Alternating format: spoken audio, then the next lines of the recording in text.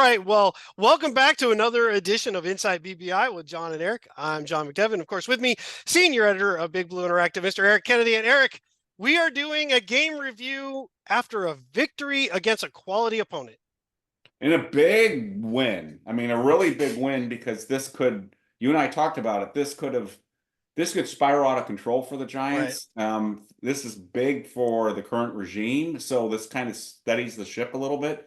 And we didn't give them a chance. You and I didn't give them a chance. It did not.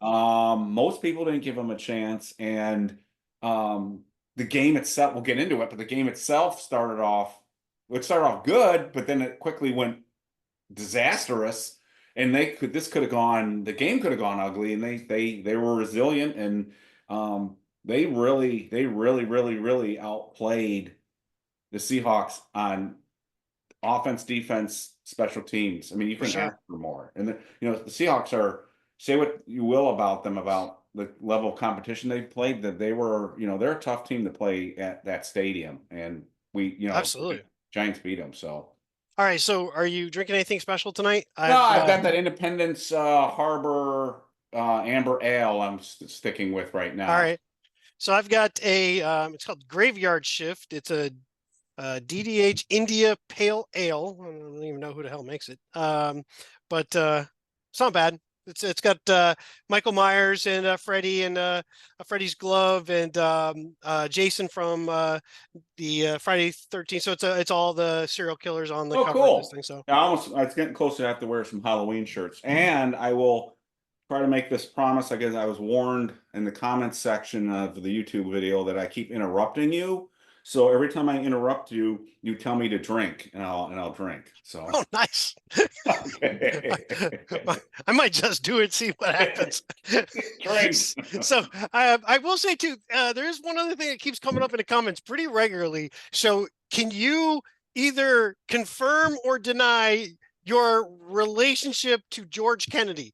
Are you in any way related to Did the that come actor? up again? It's been mentioned No, multiple no, times. no. Somebody I saw podcasts a while ago, somebody said I look like George Kennedy. God, oh, not Jesus Christ. Thanks a lot. You're like, No, you're no, like, no, I'm not. hopefully not at the end, like, because he's a pretty old guy at that No, point. I But got pulled over once in the District of Columbia by a cop who asked me if I was related to one of the Kennedys, and I didn't know what the right answer was, so I told the truth, and he just let me go. So if I had answered the other way, I would have gotten a ticket. So no, I'm not related to anybody famous. No. you certainly didn't want to pick Ted Kennedy, depending on why they pulled you over. But that's neither Yes. here nor there.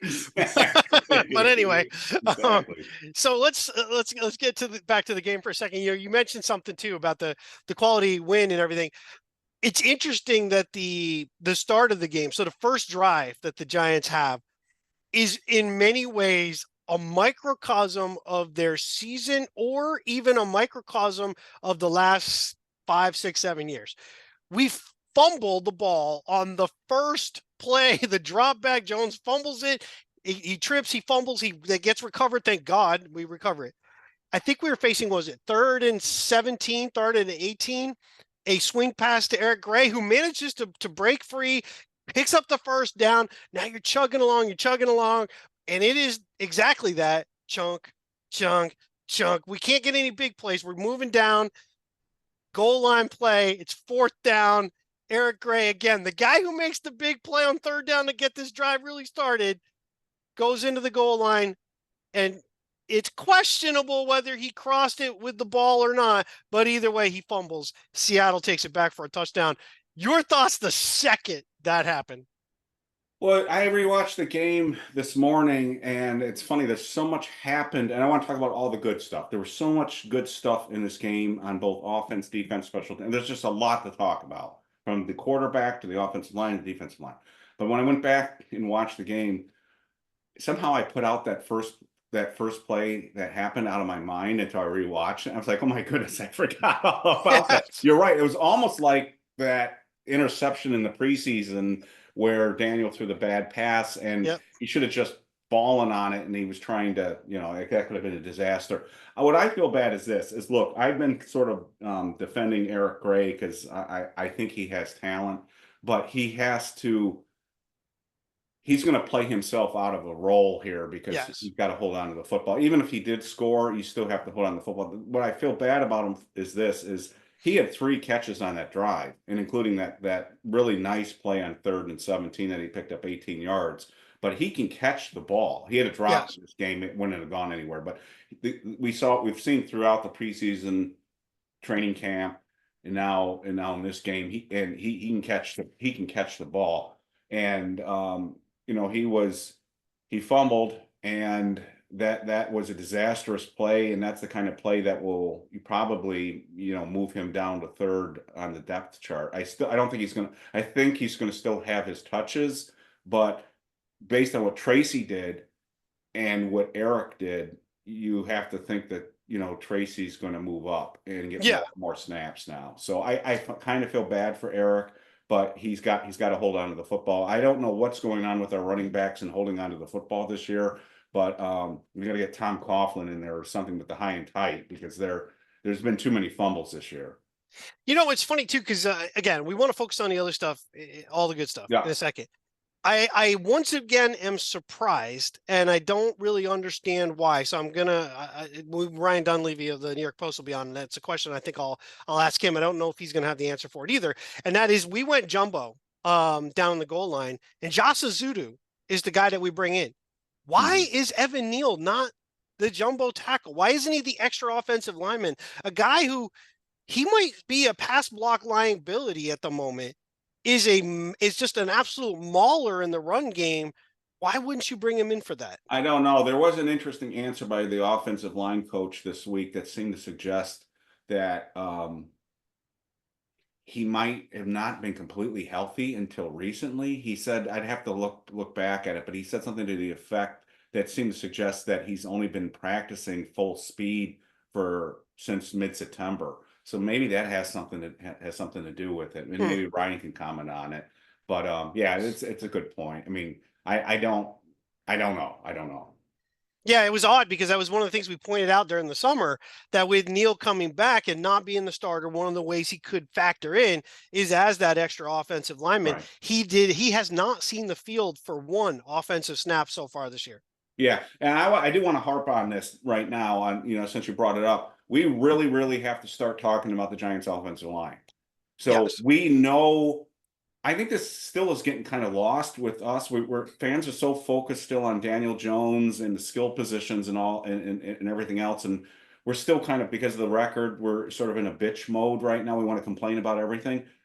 This offensive line this is the best offensive line the Giants have had in a decade, in more Yes. than a decade. It is astoundingly how much better. It's astounding how much better this offensive line is. And last week we had issues with run blocking, but they did run block very well against the Commanders. They were so up and down against the Browns in terms of run blocking. Yesterday was great run blocking against a really good defense, and they've been pass blocking really well for much of the season. And we have to start giving. I mean, it's been I mean, Brian Baldinger did one of his videos today, but he's done them before. But the way that this unit is working together, and they haven't been together all that long. Remember, Right. they missed most of the preseason and training camp together because different parts were hurt. But everybody across the line seems to be working together as one unit. Nobody's missed any time now since the season started. And I look, I'm in love with this unit right now because it's been so long since we've had an offensive line, and I just rewound and watched running plays in this game, and just to see the guards pull out and crash into Right. defensive backs. And the tied to this a little bit too is the blocking downfield yesterday was incredible by linemen, by wide receivers, by tight ends. It was just and this is a good defense. They have good players, and I'm thrilled at the way the offensive line's playing right now. Yeah, I think the Dallas game was interesting. I think once again we outthought ourselves for that game. Dallas came in, they were weak in the run. I don't think the Giants took it. I think they were still afraid of Lawrence and Parsons coming on the rush that they thought Dallas is just they're basically just gonna sell out and come after Daniel. They played run. They played heavy run. They forced the Giants, and the Giants didn't take advantage of it in the passing game the way we probably should have. And we missed some plays. We know that. So that's the Dallas game. This game, you had kind of a combination of both. And I think early on, the way we we alternated from run to pass to Jones moving, Jones keeping the ball. Now, something I'll say is you got to be careful about going power run with your quarterback.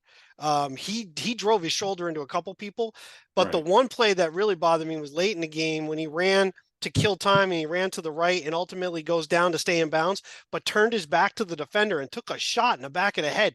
I'm like, just go down. Just lay down, whatever, but don't turn the back. But anyway, I thought we really varied that. But the thing I liked with what you brought up is you watch the guards move, you watch them pull and go, and the way we were blocking. And notice too the I won't say the evolution, it's almost the de-evolution of Bellinger's role in this. He's becoming less and less. He's the move blocking tight end. They're not using him for much of anything else. Manhurts is out there with Johnson. That became a much bigger deal of seeing them both on the field together. And when those, with the flow, the way we move, way we pull, either guard was pulling depending on the direction we're going in. It's reminiscent of teams of the past that we could do that with, that we haven't done in a long time. Yeah, and I'm going to keep highlighting things that there's so much to talk about. I don't know if we will have time. I want to talk about the quarterback since you brought it up. Last week, so Daniel has not played poorly this year, but he had a good game, a decent game. What were his two highest rated games? It was Cleveland. I think it was Cleveland, and I think it was. It had to be Washington. Wait, yeah. What was let me see if I can pull up on talking to you his passer rating in both games. So he had 109 rating in this game, which I think this was his best game. And he had 109 rating against Cleveland. So in Washington, he had 100 rating. So last week we talked about he didn't lose the game, but he didn't do enough to win the game. Right. This week I felt he did enough to win the game. So one of the things that's bothering me with fans now, Giants fans right now, and you guys can dish it out back at me if you choose to, is we keep reacting to the last game, overreacting to the last game. And again, I'm guilty of that sometimes myself too. So there are people right now saying, see, I told you Daniel's great. He just needs a good offensive line, et cetera, et cetera. That wasn't the problem last week. Last week, Daniel had magnificent pass protection and he just missed throws. In this game, he wasn't perfect. And again, anyone expecting anyone to be perfect is expecting something that is not going to happen. But he connected on the deep throws in this game. The pass to Slayton was perfect. The touchdown pass to Slayton later on that same drive for the touchdown was a very good pass. He made plays down the field. He did enough to win this game. He's not making mistakes. He's making smart decisions, I think, to when to throw the football away, when to throw it out of bounds, when to throw it into the dirt. There was a couple of plays where he didn't force it and he threw it away. And I noted that and said, okay, that's a smart play. So he's not forcing things. And he seems that the offensive line, seems to be getting some confidence in the offensive line. And I thought he moved around very well in the pocket. And I thought he was a difference maker with running the football. Now his stats were what he only ran for 38 yards or something like that. I'm trying to look that up here. 38 yards on 11 carries. That doesn't sound great, but they were very, very tough yards and often in physical situations. And so I think this team, you and I talked about it, and this is where we have blue colored glasses. I think this team is good enough to win and be competitive if they get good quarterback play. And yesterday we got good quarterback play and we scored almost 30 points. Right. The laugh. They kneeled on the extra point, or we would have hit 30. It's almost like they don't want us to hit 30. But see what can happen when he plays really well. They didn't have problems scoring, and they should have scored more points if there weren't drop passes. And those weren't on him. Right. we would have scored any more points. So number one was the offensive line. And there's other things, but number one was the offensive line is just fantastic. But we have to give credit where credit is due. I don't think he played particularly well last week, but he played, I think, really well this week and enough to win the game and showed up with the scoring. So I think people get entrenched in their own narratives. What I've already decided, like almost any other topic, even topics we don't talk about on BBI, bigblueinteractive.com, by the way.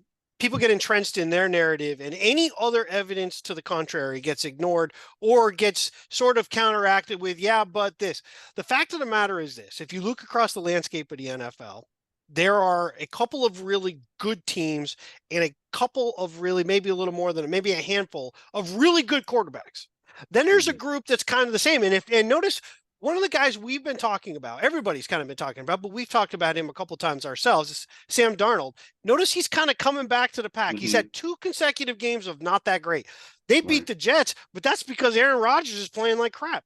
So you've got a portion of the league, and then the folks say, well, I don't care. We want to win championships.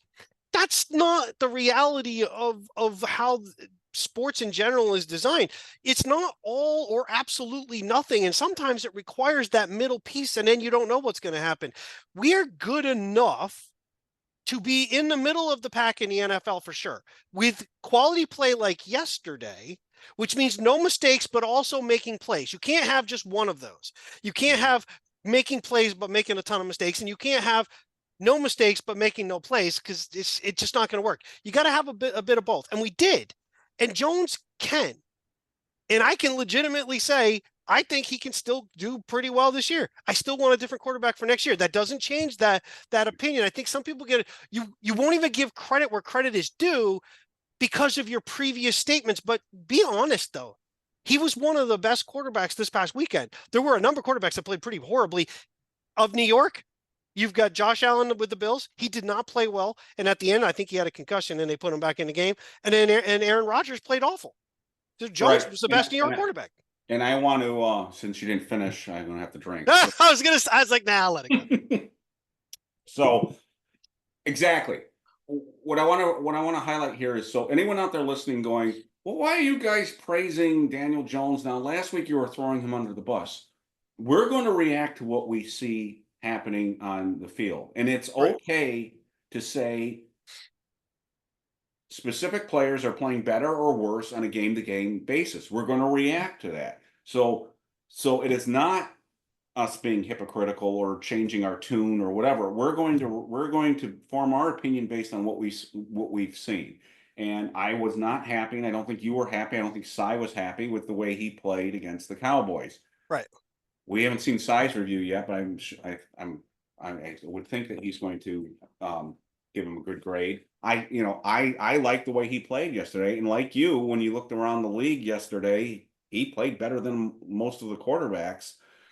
So the question is, can he string these kinds of games together? So that's what we need to see. I know you don't feel the same way as I do, and this will drive some people crazy because I've been one of these people that say we don't have a quarterback. We have to get a quarterback. I still think he can save his job, but it's going to take, and other people don't agree with me. Like Dan Dugan came on here and he doesn't agree with me, but it's going to take him playing like he did yesterday consistently for the rest of the season. He could have, no one plays perfect. There's going to be down moments, interceptions, fumbles, those kinds of things, but he's got to minimize those. So we're 5 games. We've got 12 games left. We've played 5. We've got 12 games left. What can he do with the last 12 games? If he plays, and this is a pie in the sky, but if he plays great in 10 of the 12, he can still save his job here. If he plays like he did last week, then he's probably on the hot seat. So, but I'm going to give him credit where credit's due. He played well enough to win that game, and he made the plays that he had to. There were only a few plays where I was like, he's still having some issues with accuracy, which you've brought up a lot in terms of he can make catches a little bit easier for the receiver. especially these shorter things. There were a few passes to Wandale, or a couple passes to Wandale coming out of the backfield where Wandale had to sort of spin around to catch the ball instead of Right. hitting him in stride, where that play would have a much bigger chance for run after the catch if he didn't have to sort of spin around and catch it. So he's still working that out. But the other thing I want to mention real quick too is screen game was really good. Yep. Finally, the Giants are starting to run some screens. It seems like a decade since we've been able to do that, since Tiki was here. And your guy and the guy that I've been we were hoping that would they'd start using, Theo Johnson, was really used yesterday, and I think that was a function of Malik Neighbors probably being out. But I hope Daboll and Kafka saw what throwing to the tight end can how that can help this offense, because I think Theo is starting to get some confidence, and you can see the athleticism there, and he had some key catches in that game, and if they can get that going, then this offense is going to be really tough. So Jones now has 3 out of his last 4 games where he has multiple touchdowns. Now that might not sound like a big deal to some people and some other quarterbacks, but for us and for him, that's a big deal. He has 6 touchdown passes right now. He had But not in the 15, Dallas game. But not in the Dallas but game. not in the Dallas game. Right. But he had 15 in all of 22, Yeah. which was considered his best year. What I like even more, though, was a couple things. The touchdown pass to Slayton was not the original read. The read was to Wandale. Daboll's come out and said that. And Jones pulled off that because Slayton became open and Wandale was covered, and it was a great move by Jones. So one of the things we're seeing is he's going through his options a little bit quicker. I'm not saying he's his, for those who love to throw out processing like they have a real deep understanding what it means. I'm not saying he's processing everything faster, but I think things have slowed down. And I think you pointed it out a minute ago with something you said. The offensive line, and maybe the mini bye that we just had, the 10 days after Dallas, those guys hadn't played together even all summer. The first time we played together as a unit was week 1. But now you're playing week. You're getting kind of beat up at the same time. You're changing opponents. So you're constantly just planning ahead for who you're playing. Now, all of a sudden, we have a Thursday game, and now you got a couple of days. Now things kind of calm down a little bit. The guys get on the same page about a couple of things. And I think that you really saw for the first time the evolution of that. And I thought Jones became more comfortable. There was times some of the rush started to come through, and he just kind of moved and avoided them. And he made some good passes. Now, one to Wandale was a little behind him, and now Pat Leonard instantly behind him pass, and he dropped it. It was a little behind him. It's a rush throw over the middle. Wandale still has to catch that ball. Yeah. You're down low. You just got to catch it. It's not like you were running one way and you're trying to catch and keep running. You went down on your knees and put your hands out. You got to catch it. I mean, it's just that simple. So, but there was another one that Wandale dropped that was a really bad drop. These are things that, had they happened, those drives keep going. Seattle might not have had more than maybe one offensive touchdown the entire game if we don't make some other mistakes. Yeah, the thing about this game that, and I should have started off with this, it would have been such a sad thing if the Giants had let this game slip away from them, because they dominated this game. This game should never have been close. It never should have come down to the blocked field goal, and it made it exciting and cool. I mean, the way it's kind of neat that it happened. But we'll move to the defensive side. But the defense played great too, but again, they should not have let that happen in that position. And the same thing that you're talking about with the offense, these mistakes sort of happen. So another couple things. No penalties. We had 2 for 20 yards, and one of them was BS, that gun unsportsmanlike penalty on Slayton, which was bunk.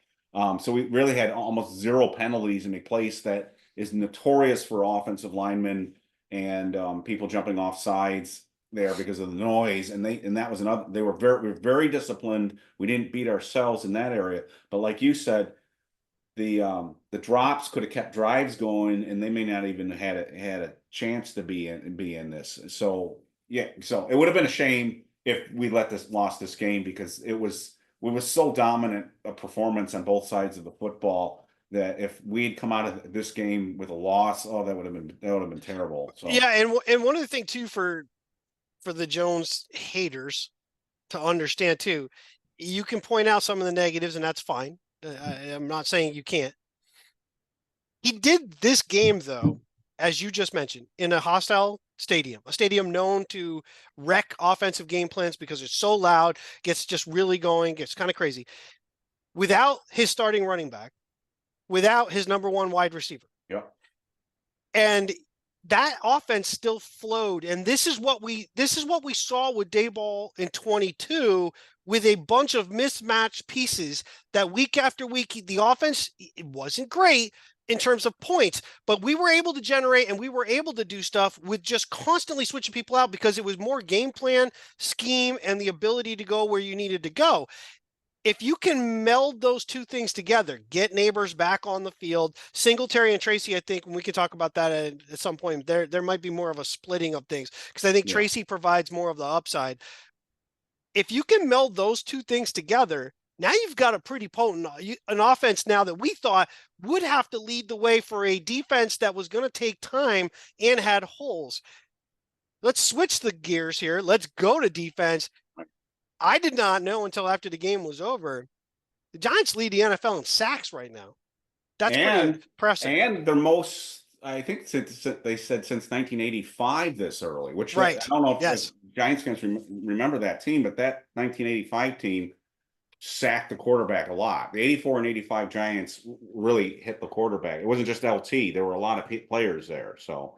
Right. Leonard really was coming into his own in 85. Yeah. You still had George Martin. You know, we were getting a lot. You still had guys who would come in like Andy Hedden, Byron Hunt. We could bring whoever. We could bring more Sally, people on. all these guys. Yeah. We were coming at them. So, yeah. And the other thing with that is the two guys on the outside that we expected to really be, they still haven't put a full game together of them dominating. Mm-hmm. But, man, Dexter Lawrence is eating up the middle. Well, I'm glad you brought this up. I want to start here a little bit with the offense, a little bit with the defense. What we're seeing right now is something we haven't seen in a long time.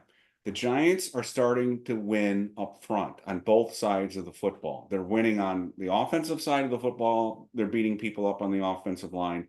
And now we're seeing it on the defensive side. This game is very reminiscent of the Cleveland game where, for whatever reason, Bowen felt it was okay to blitz a little bit more and show more looks, and they schemed a little bit more to get Dexter singled up, but I never got the sense that the Seahawks. It was weird. I did not give the Giants a chance going into this game, but even after the fumble, and we were moving the ball again, I was strangely confident because I think subconsciously I was recognizing we were winning on both sides of the ball. If you can win the line of scrimmage on offense and defense, you're going to win many more games than you're going to lose. And that's what we're starting to see right now is the Giants are beating people up front, and on the defensive line, which you're talking about, like you said, Burns and Thibodeau had big plays in the game, but they still haven't hit that big, that signature moment. Like Dexter had 3 sacks yesterday. We have not seen the 3-sack game out of Burns or Thibodeau that they're both capable of getting. So we haven't seen that. Now Burns had a couple of huge plays yesterday. The sack and 4th down, he didn't get fooled. And then he tipped a pass that if he didn't tip, that could have been trouble. There was a running back wide open there. And Thibodeau, I think, Thibodeau's one of these guys that plays, I think he's playing better than people realize. And it's not showing up on the stat sheet as much as, but I think it will at some point. But they got a good game out of DJ Davidson yesterday. I thought I made a note. I think it was interesting. You and I remember how we talked about how athletic Elijah Chapman was in the preseason, chasing that guy down. Have you noticed that some plays they're dropping him now?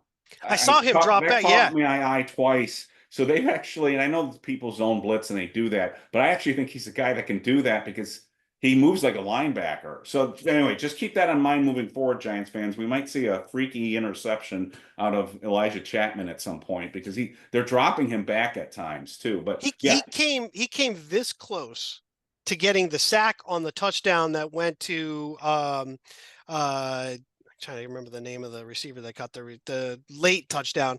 They were driving. Yeah. Our line got gassed. They brought Chapman in. And I thought when he came in, I'm like, man, everybody's been out here for a number of plays, both sides. He's coming in fresh. This dude, if they can even give him just a little bit of time, I think he can get there. He got right around the guard that was on him, got right around him, and he hit Smith just as Jackson Smith and I missed that. Jigma. He I hit missed Smith that. just as he threw the pass. If we had even just a tad bit of coverage there, if Smith had to hold it just a tad more, that's a sack. He drilled him. If you go back and look at the highlight, he drills him, but Jackson Smith and Jigma is wide open, and it's an easy touchdown. But that's a play that you can see him coming in spot because he's so small that I don't think he can do it consistently down after down. But in pure pass rush situations where the teams have been out there for a little bit, you bring a guy like that in with his athletic ability and quickness, he can get pressure pretty easily. And Dexter's on track to do some historical stuff here. So 3 sacks. What is he up to now? 6? I think he has six sacks. And we're only 5 games in. I mean, we're talking about a nose tackle here. I mean, he's if he keeps this up, we'll have to see. But we're talking about some serious. I mean, we're talking about some historical things potentially here. Hopefully, he stays healthy because he was a monster. And now he did screw up on that late run by Geno Smith in where that could have sent us to overtime with that long run. He got knocked out of his lane, and it opened up a massive hole for Geno Smith to run up, and that's where he ran it for that 32-yard gain or whatever he had. If he'd lost that game, that would have been, we would look back at that play with more like, great game, Dexter, but you let Right, you love but that one. he was a monster yesterday. And the other side I want to talk about real quick too is the Seattle oddly did not run the ball much. I don't know why they didn't do that, but they didn't run much, but they're loaded at wide receiver. And our secondary gave up a couple of plays that they were more mental breakdowns. There were a couple of plays where guys were left sort of wide open. Again, this is a very, very, very young secondary, and they're still learning to play together, and they're still learning to play, period, because we've got not just rookies back there, but we've got guys that are just starting in their first or second year. But they did a number on this on those wide receivers. Deonte Banks had a great game against DK Metcalf, but it doesn't stop there. Cordell Flott kept his guy. You didn't hear Cordell Flott or Nick McLeod's name much in this game, and they kept their guys quiet. So right. That's a dangerous receiving core. And so if these guys if the Nick McLeods and the Cordell Flotts of the world start playing better, then this defense goes to a different level too. Because remember that where are our holes on defense? We have concerns at corner, and we have concerns on the defensive line opposite of Dexter Lawrence. So, but if those areas start to play better like they did yesterday, now one game does not make a trend, but if they start playing better, and again, Cordell didn't play poorly against the Cowboys either. So if Cordell starts playing, if the arrow's pointing up on him, that's a really good sign for us. I like him. He's a little thin, so you're gonna lose some physicality, some tackling, but I like Flott. I don't like him a ton, but I like him a lot. Okay, no, that was bad. Forget it. I like Cordell Flott. I think yeah, that was bad. My kids would be like, yeah, that's a dad joke. Great, good job. But he has natural coverage ability. Yes, he plays as physical as he can play. I thought McLeod, I saw him get involved a little bit. The safeties, Newman had a really nice play inside. We should talk about it. Jerome Henderson, the defensive back coach for the Giants, blatantly called out Banks, and called out specifically that he didn't chase Des Bryant on that touchdown the way you would expect someone. I mean, it's almost unheard of for a coach to come out and say it that blatantly. Yeah, he didn't give much of an effort on that one. Yeah, and he played a great game. He had 3 pass breakups. That guy is a monster to cover, and he didn't make from the very first play. He knocked a pass out, and you didn't hear much from Metcalf in that game. Look, you and I, and I'm sure a lot of fans out there thought this was going to be a blowout. And one of the reasons we thought this was going to be a blowout was people like DK Metcalf was going to run wild on us. and he didn't do it. And the running back didn't run wild, and they couldn't throw the ball. We got pressure on them, and we controlled both lines of scrimmage. And you just go up and down this roster, and everybody. That's what I mean. It would have been a damn shame if they lost this game, because everybody. It's hard to point at players in this game and say he didn't. This guy didn't play well. Right. Everyone. You get Eric Gray with the fumble, I guess, but but even Eric Gray had his moments again with catching the ball. So I mean, I'm trying to think. Coming up with a duds list in this game is going to be pretty tough, because I think that a lot. I mean, on both sides of the ball, and then we haven't even talked about special teams yet, and that play. But the whole thing, and after a rough start, our kicker, I knew you were going to Greg say that. Joseph has Yeah. been doing really well. They're going to have a tough decision, I think, when Gano is healthy here, and who I like a lot. But so far, Joseph is on a streak here too. So Yeah, to me, it's you don't do anything. I mean, you just leave him where he is. You don't change it unless it gets to the point where you have to change it. He's done everything that you wanted him to do. I think he's younger. He's younger than Gano. You don't worry about him getting injured. This Gano's been hurt twice now in the yeah. last 2 years. So Even the punter, look at our punter with the kick down at the 5. I mean, this was a really complete. I mean, this was a feel good game that almost got away from us from some really weird things. yeah, Now the negatives are this. I just want to mention this because I know we're going to have Ryan on. So the things that stood, the only thing that that's the bothered plan. me in this game was giving up the field goal right before halftime. The 25 seconds left before half. You can't give up whatever 47 yards or whatever they got to set up a field goal to tie the game. That ticked me off. And the 95-yard drive was bad. And of course, Yes. the run, let Geno Smith make that run at the end of the game was bad. So I thought the defense played really well, except those breakdowns that bugged me. That bugged me. The defense did enough to win. Thought they played great, but that kind of stuff that was a little reminiscent of the breakdowns we used to have with Patrick Graham. Remember at the end of halves and at the end of games where you let the other team to sort of go down and you play great the whole game, but then you sort of collapse at the end of the half or at the end of the game, and that was reminiscent of that. Yeah, it's funny. I was thinking the same thing, but I was thinking from the standpoint of, and this was after the fact. Yeah. This is a game we would have lost in the past. You make this, let's be honest, it was a great drive. It took more plays than I kind of hope that they don't need to do in the future. You need to make a little bit more yardage, a little less. We're going to third down each time, because you can only get that so many times before you're playing with fire when you need that many plays to get there. But that being said, you got there, it's fourth down. I didn't see anything wrong with going for it. Wasn't overly thrilled that they chose to go Gray wide to the right.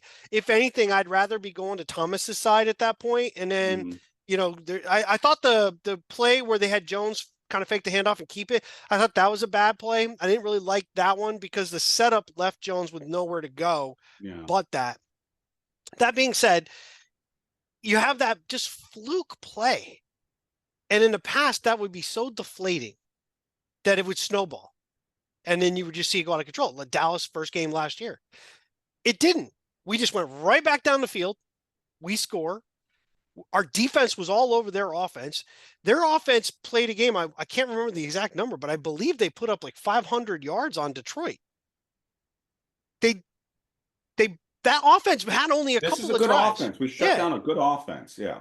And they did not, and they have all the tools to exploit our biggest weakness, which is we basically are playing with one corner that still is trying to get to be a number one, and then a mix of guys on the other side. Plus, we had 2 guys that were on a pitch count coming off injury. So all the ingredients for the recipe of a blowout, which we talked about, and a just a massive, we're just going to chunk play you all the way down the field, was there. And the Giants didn't let it happen. Right. And that to me that might be one of those wins. Now, this could go nowhere. We could lose 3 or 4 in a row and be like, see, no different. I just don't get that feeling. This is a team that should have won a couple of games earlier. Should have. They legitimately should have beaten Washington. more than likely could have beaten Dallas if you just made one or two plays that you had the opportunity was right in front of you. Just didn't happen. This team is a lot better than I think a lot of people want to give it credit for. It hinges on one piece, but if that piece plays okay, we're going to Yes. win more than we lose. Yeah, and that's why that was my point earlier on. So Daniel, it's going to sound like I'm picking on Daniel. I don't mean that, but if this team gets decent quarterback play, it can be very competitive team. And like you said, I think they're going to look back and rue the day that they let the Washington game get away and the Dallas game get away because if we look at our record would have been right now if we'd won those games, and it would have been 2-0 in the division. So no sense looking back at this point. You can only deal with the cards you have. And we'll just have to move forward. But this it's going to be very, very interesting to me to see how they play against Cincinnati, a Cincinnati team that's going to be desperate as hell, but has some serious issues on defense right now, but can also score a lot of points. So this is going to be a really interesting game this week. If the Giants can get to 3-3, this has a chance to still be a very interesting season. So one other thing I want to talk about too, real quick, because I don't think we spent enough time. Tyrone Tracy. Yeah, please. Tyrone Tracy had a wow game.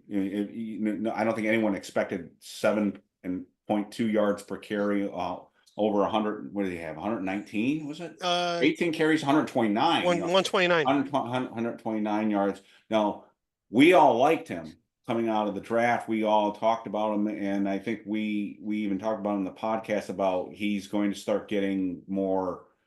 He was on the verge of become more of an impact. He was getting more touches. Yeah.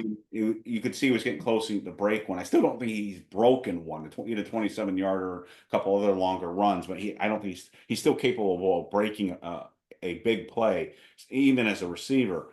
But that was talk about coming up big when your starting running back is out. So the interesting thing about this is they ran exceptionally well against the Commanders. Singletary did. He had like 6.3 yards per carry. We ran roughshod over the Commanders. It was our defense, 7 scoring drives we gave up in that game. But we ran really well against them. We didn't run terribly well against Cleveland, but did at the end with the big 43-yard run that sealed it. Did nothing against Dallas, but yesterday we ran roughshod consistently. It was like the Commanders game. They couldn't stop us. We ran throughout the game. It was consistent, and that was like the Commanders. So it's interesting if the offensive line and the running game kicks in this year more like they did against the Commanders and more like they did yesterday. Then again, like we were talking about Theo Johnson, this offense becomes really much more difficult to defend. Because if we could have run the ball against Dallas, we would have won that game too. The problem against the Dallas game is we couldn't run for whatever reason. And as you said, they seem to like gear up to stop us. But if we had 20 something yards against them, if we had been able to run 70 or 80 yards in that game, we would have won that game. Yeah, and again, it's those little things that we talked about. It's that one pass that gets dropped that ends drives. So now you don't have a chance to get going.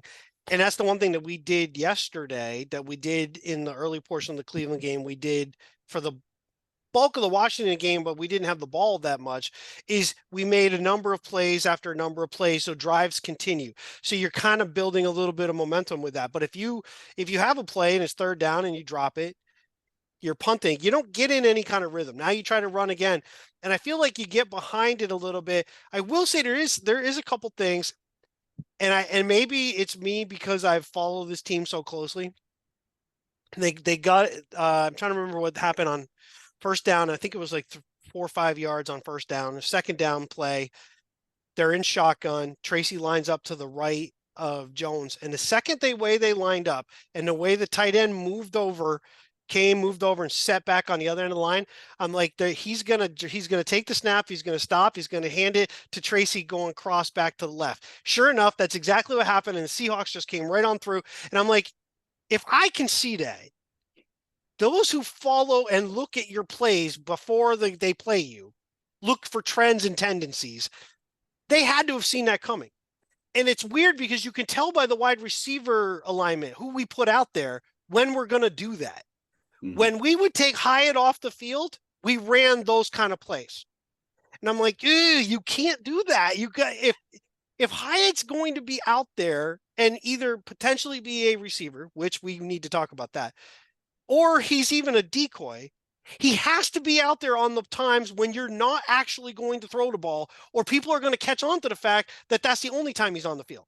Right. And when they would I, take him off, they would run those other plays. And I'm like, wait, you got to leave him on the field to at least give the impression that he's on there for more than just possibly running routes. I'm starting to wonder if one of the reasons he might not be playing as much is they like the run blocking that the other wide receivers provide them. And even Wandale got some, even despite his size. But one thing Multiple that was very times. noticeable to me in the first few games was this, is the offense really went through Malik Neighbors, and Yep. Wandale Robinson. And it seemed like they weren't throwing to anybody else. So Neighbors is out. He doesn't play in this game. And Slayton seemed to sort of take over that number one role for Malik Neighbors in this game. And Wandale was still getting his catches in the same role. But what the difference in this game to me was this, was they were throwing the ball more to the backs out of the backfield, and they were throwing to Theo Johnson. To me, that was the difference in this game in terms of the offense becoming a little more diverse. And I hope they keep that, because I don't want Malik Neighbors to get thrown at 15 times a game. I'd like to see, I want him to be the guy and you get, but I want to also see Theo Johnson get his catches. I want him to throw the running backs, because I think Tracy, an ex receiver, can catch, and we know Singletary can catch. And I do want to get Hyatt involved in the passing offense. So I think the step forward yesterday was getting more players involved in the passing game. Now it comes to what you were talking about right now, is don't telegraph things by personnel packages. Right. So clearly picked up on something. I didn't even notice that. But that's look, one of the things that bothers me, and everyone's gonna say I'm defending the guy that I picked to be having a really big Sure. year, is Hyatt. And I know that sounds like that, but I've seen enough of Hyatt, both camp, last year, preseason, regular season, to know what he can do. They're not taking advantage of that yet. I don't really know why. I don't think he's in the doghouse like people say he is. Again, they went out of their way past week, and saying no, we're happy with his work ethic. We're happy the way he's not complaining. So I don't know if it's luck, just they have this, they will just like funneling things to those top two wide receivers. I don't know what it is. Notice how Slayton, though, wasn't used much until Neighbors was out. Then he gets Neighbors' role, and he gets a ton of passes thrown his way. So right now they seem to be like focused on the number one receiver plus the slot receiver, and whoever's the third and fourth receiver just isn't getting that much action thrown his way. That, for whatever reason, through 5 games, that's what they're doing right now. I mean, it could be that simple. I mean, in some ways, you took Neighbors out and just interchanged him with Slayton, and Slayton gets 8 catches in the game. I think he was targeted 9 or 10 Yeah, times. and he was targeted 11 times. 11 times. Yeah, so And that, he that had was one he had one really bad drop. He had yeah. one bad drop. Um, so maybe that's true. Then maybe that's exactly how the offense is going. If that's the case, I don't like that. It needs to be more, Yes. play and scheme specific, not guy specific. I'm going to that guy, then to this guy. Because now you take the processing out of the equation. I'm going to go 1, 2. Those are my options, 1, 2, and then maybe if chance happens, I might throw it to somebody else. But Slayton wasn't getting a lot of passes thrown his way until yesterday. Right, So that's he what I'm saying. comes Is so in that and he that fits fills your theory. Neighbor's spot, and they throw 11 passes. So that's how I viewed it. Maybe I'm wrong, I don't but think you're wrong. I think you're actually onto something. I'm not sure how it relates to Hyatt though.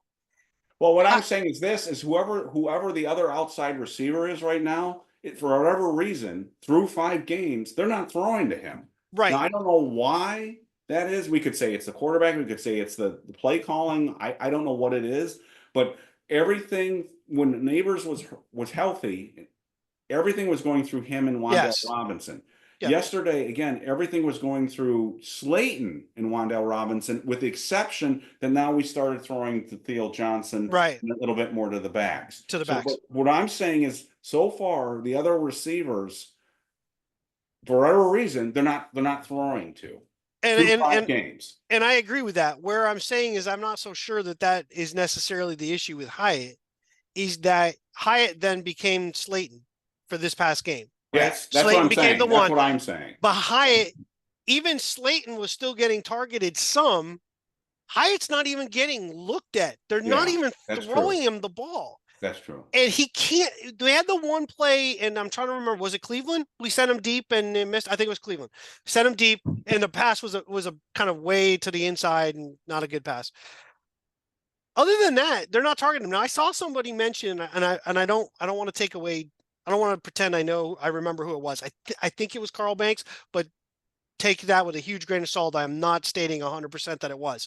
But someone said it's amazing because Hyatt, in their opinion, forget the route running, Hyatt has the best hands of any of the wide receivers on the team. That was the quote that they gave. I'm surprised that we're still not just chucking it up to him once or twice, just sending him deep, just to pull people back, because you can put him on the field. I mean, I could put, you know, freaking, we could get Ronaldo Nehemiah and put him out at the outside. For that's a callback way back to the Yes, 80s, it by the way. is. I could put Nehemiah on the outside and run him deep, but it's not going to matter to anybody. You know, him, Willie Gall, any Alvin Harper, any of those guys you want to pick from back in the day, send them deep, but never throw them the ball. It doesn't mean anything. No one's worried about it because you're never throwing it to him. Well, you know how I feel about his hands. I think he has really good hands. And the other thing is, he had 2 holding penalties called against him in this game that were significant. Right. So the defensive backs on the other team were a little nervous dealing with him again because he can blow right by you. So I don't know what's going on. I hope he gets his touches. I'm more concerned about winning, but I think he's a good kid. I think he's got talent. I don't like. I think there are a lot of people on Giants fans out there that are quick to dismiss a player for being a bust or not playing well. Too fast, yeah. Ty Banks isn't. He's not who he thought he was. He must. He's not worth a first round pick. And then he just shuts down DK Metcalf. John Michael Schmitz isn't a good player. Look what he. I mean, I thought he played really well. Again, Yes. I may feel differently, but I thought he played exceptionally well yesterday. And he's already been a stud on one of his other game reviews. But there are players that this is a very young team, and there are a lot of players. I can go down the list in offense and defense. Stop writing off players who have only played a handful of football games. And I throw Evan Neal still in that category because again, we have a coach now who knows what he's doing, and we'll see how that goes. But there are a lot of players on this team that I get a little bit down on with fans when they automatically dismiss them and say they're no good. And a lot of people wrote off Cordell Flott, and maybe he's not going to be a good player, but he's played 2 good games in a row right now. So let's keep our fingers crossed. Stop, just give a guy a chance. Don't automatic. Same with Eric Gray, but Eric Gray's got to stop fumbling. So that's, if you fumble, the coaches are gonna lose trust in you. So and you're gonna cost your team football games. So. I hope fans will just be a little bit patient with some of these younger guys. I would say I totally agree. 100% agree. It's interesting. Again, I know we're talking about a lot of different pieces, but Daniel Jones always comes back up. He's a lightning rod for everybody. And there's different visions or ability to see what's happening, and then those who just don't want to see what's happening, period.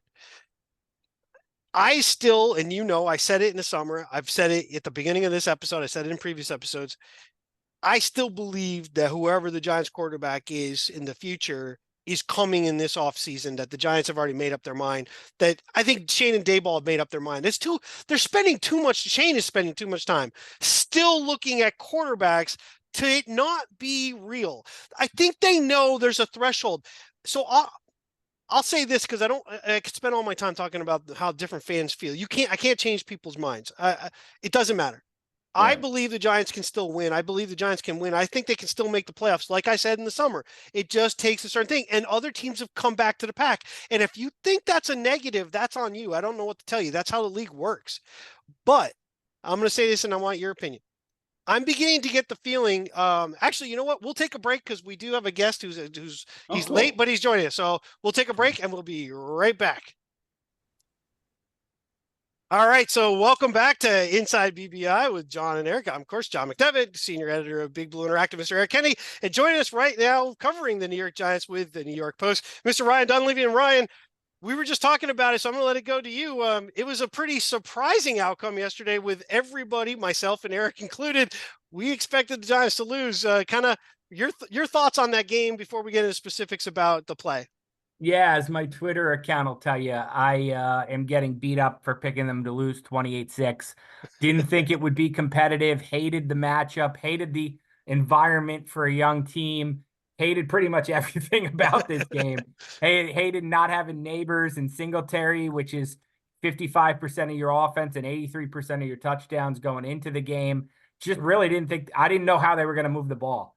And so I think it's probably, I've been doing this is my 7th season. I think it's probably the best or the second best regular season win of my tenure. So I wasn't here in 16 or 17. I started with Shermer in 18. So the only thing I could think of that comes close is beating Lamar Jackson's Ravens I was going to say in 2022.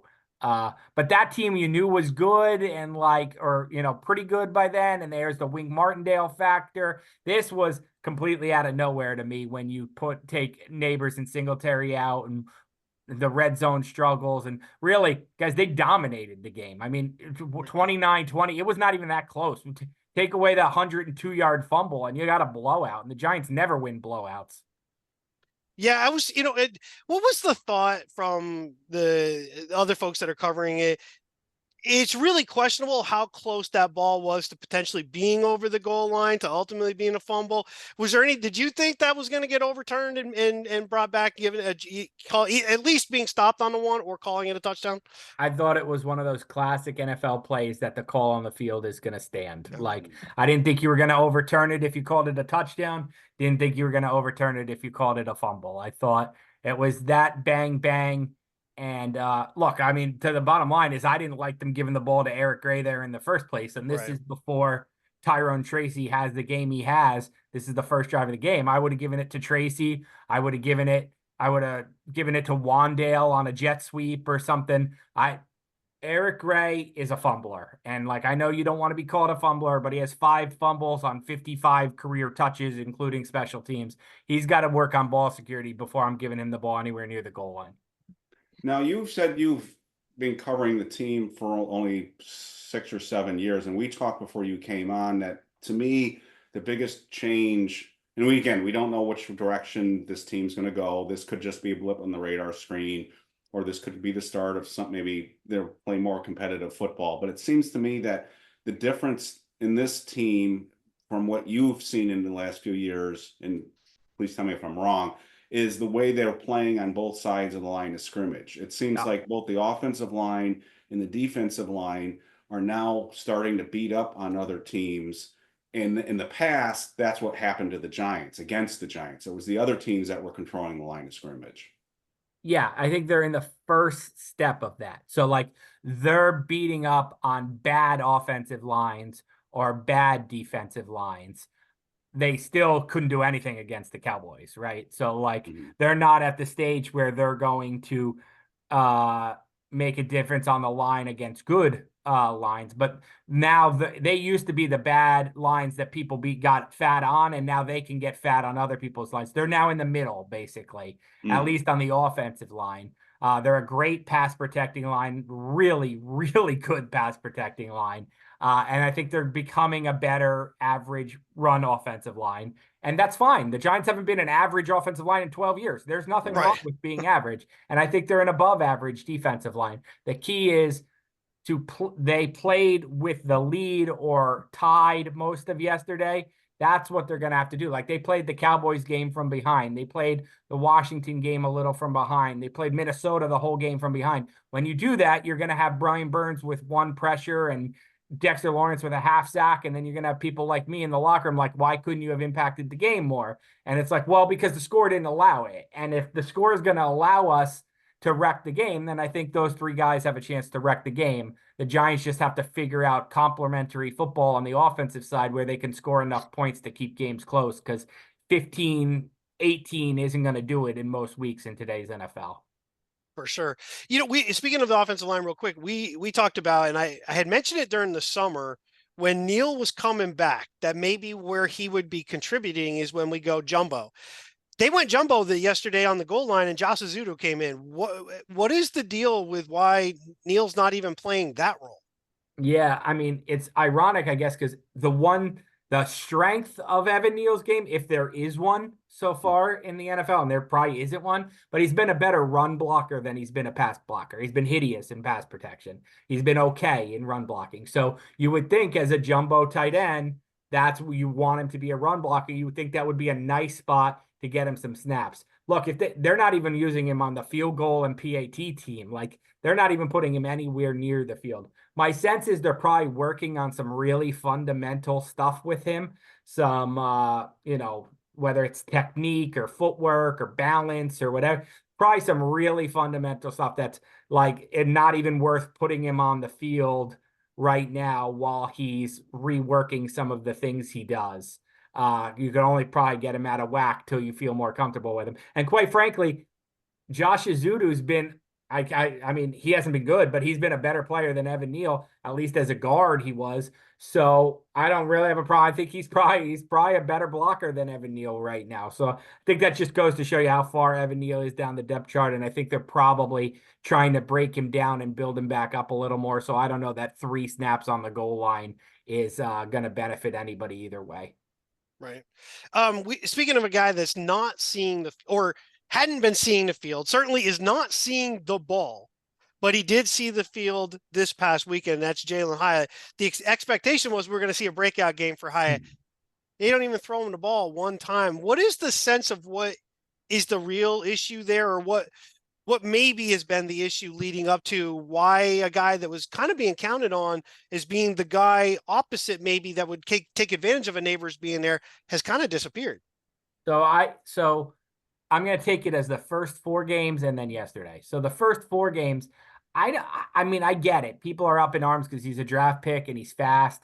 But like how many, I keep meaning to do this study and I haven't. How many teams who aren't like throw it all over the yard teams, just like balanced football teams, how many targets do their number 4 receivers get? Like, right. He's a number 4 receiver. That's just what he is. And it sounded harsh when Daboll said it, but it's the truth, right? Like Darius Slayton is a proven NFL receiver who led this team. He's book him for 800 yards, right? So Malik Neighbors is a stud. He's going to be a top 10 receiver in the NFL for 10 years if he doesn't get hurt. And then Wan'Dale Robinson has a very isolated job of go in the slot, make guys miss. So like all those guys have been healthy. I think Giants fans are just used to like, well, all our guys get hurt, so we need depth. Well, they haven't gotten hurt. You don't need, who were the guys? They had a guy from the Colts playing when they went to like the playoffs a couple of like Marcus Robinson or something like that was like starting games for the Giants, like Benny Fowler, Cody Latimer. Like, oh my God, now we're taking deep. Like they don't need those guys right now. Russell Shepard, like they don't need those guys right now. Their top 3 receivers are healthy and playing well. So like the 4th guy doesn't really have a lot of opportunities. Yesterday's a bit of a head scratcher. Like he was on the field. Do you guys know how many snaps he played? I don't have it in front of me. I want to say it was like 30 something. Yeah, it was in the 30s. It was in the 30s. Was it? Okay. Yeah. I'm looking it up as I talk to you guys. So yeah, yesterday's a bit of a head scratcher. I would just say, I guess, obviously he's a little bit right now of a predictable, like when he's on the field, you expect him to go deep. There's a certain Jalin Hyatt play package that they have for him. 48 offensive snaps for what. That's even more than I thought. Yeah. So he is a little bit of predictable, like, okay, we just got to play this guy deep, and teams know that's coming. He needs to obviously refine his route tree. The one thing I'll say is, like, Kadarius Toney did not work hard. Like, I've seen guys who did not work hard to get better. Jalen Hyatt, by all accounts, wants it and is willing to work for it. So I do think there's a level of optimism, and call it what it is, guys. Darius Slayton's not going to be on this team next year, might not be on this team next month. So there is going to be an opportunity for Jalen Hyatt somewhere across the board. I think he's just got to be patient, and fans got to be patient. But I know speed sells, right? So like everybody wants to see it. I think it's coming. He's just, there's a reason he was the Bolitnikov award winner as college football's top receiver, but a 3rd-round draft pick. He needs some development. Right. So we look at the way the game went, and again, we all thought, you got Seattle, they've got 3 big time wide receivers, they've got a legit NFL quarterback, and they've got 2 very solid running backs who aren't just running backs. They're good in the pass game. We thought that would exploit some of the weaknesses of the Giants, which is if they can't get a pass rush, if they can't get to you, our secondaries, especially the second corner, is going to get exposed. Our linebackers are not great in coverage per se. That didn't happen. That didn't happen yesterday. How much of it was schemed and how much of it was we just out physical and outplayed them? I think Shane Bone's doing a really good job. His defense looks different week to week, much more so than I expected it to. I expected it was going to be a lot of zone and a lot of bend but don't break. No, I mean, I think the Giants lead the NFL in sacks. Yeah. And Yes. you would say that Brian Burns and Kayvon Thibodeau are not having like ginormous seasons in any regard. It's like this guy Pinnock on a blitz or a linebacker on a blitz. Dexter Lawrence is obviously having a huge year, but DJ Davidson got 2 sacks yesterday. So no, I would think I say he's doing a good job scheming it from other places. He's not just relying on his talent. Players win games, but if you're going to take away Burns, he's going to find a way to get somebody else to get the pressure. So I would say that a good amount of it right now is scheme, and then they have good players. So in the front 7. So when the games are close, that's how Joe Shane built this team. That's what he believed. That's why you have to swallow it when you see Xavier McKinney leading the NFL in interceptions or Saquon Barkley 3rd in the NFL in rushing yards. You have to swallow it and say Joe Shane decided those things were not as important as a pass rush and offensive line. And so that's the kind of team we're going to have now.